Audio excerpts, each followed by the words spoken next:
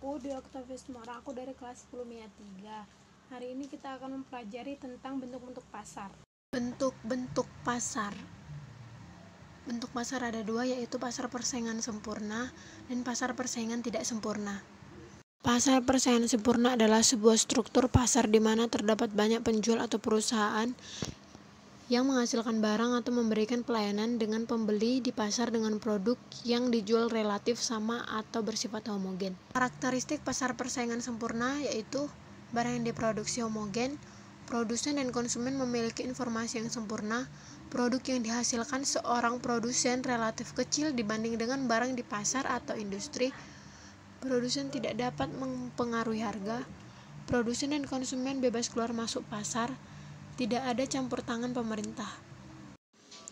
Kekuatan pasar persaingan sempurna yaitu harga jual produk yang termurah, rasio output per penduduk maksimal, masyarakat merasa nyaman atau tidak perlu memilih barang. Kelemahan dari pasar persaingan sempurna yaitu asumsi mustahil terwujud, lemah dalam pengembangan teknologi karena lama normal, konflik efisiensi, dan keadilan. Pasar persaingan tidak sempurna terdiri dari sedikit penjual namun banyak pembeli. Pada pasar ini, para penjual dapat menentukan harga barang. Barang yang diperjualbelikan tersebut memiliki jenis yang berbeda atau terdapat berbagai jenis barang.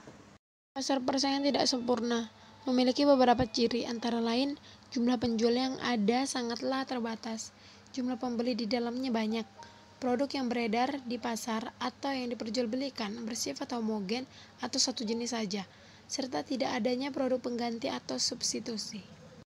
Macam-macam pasar persaingan tidak sempurna. Yang pertama ada pasar monopoli, yang kedua pasar duopoli, yang ketiga pasar oligopoli, dan yang keempat pasar monopolistik. Di sini kita akan membahas tentang pasar tersebut secara bergantian. Ciri pasar monopoli yaitu yang pertama hanya ada satu perusahaan, yang kedua tidak mempunyai barang pengganti yang mirip, yang ketiga tidak terdapat kemungkinan untuk masuk ke dalam industri. Yang keempat, dapat mempengaruhi penentuan harga atau price taker. Yang kelima, promosi kurang diperlukan. Selanjutnya ada pasar duopoli. Pasar duopoli ini dibedakan menjadi dua, yaitu duopoli murni atau pure duopoli. Yang kedua, duopoli yang dibedakan yaitu differentiated duopoli. Beberapa teori duopoli. Teori duopoli Cournot. Dua perusahaan dianggap menghasilkan barang yang homogen. Asumsi, pada waktu seorang pengusaha duopoli berusaha memaksimalkan keuntungannya, jumlah yang dihasilkan oleh saingannya tidak tergantung dari jumlah barang yang dihasilkan oleh pengusaha duopoli yang pertama tadi. Ciri-ciri dari pasar duopoli juga terdapat dua penjual dan banyak pembeli. Harga ditentukan secara sepihak oleh kedua penjual baik dengan kesepakatan atau tidak. Ciri-ciri pasar oligopoli. 1. Di dalam pasar hanya terdapat beberapa penjual yang mendominasi pasar. 2. Terdapat sejumlah kecil perusahaan yang memiliki kekuatan pasar atau market power. 3. Terdapat hambatan bagi perusahaan baru untuk memasuki pasar atau barriers to entry. 4. Adanya saling ketergantungan antara perusahaan dalam pasar, mutual interdependence. Yang terakhir ada pasar persaingan monopolistik.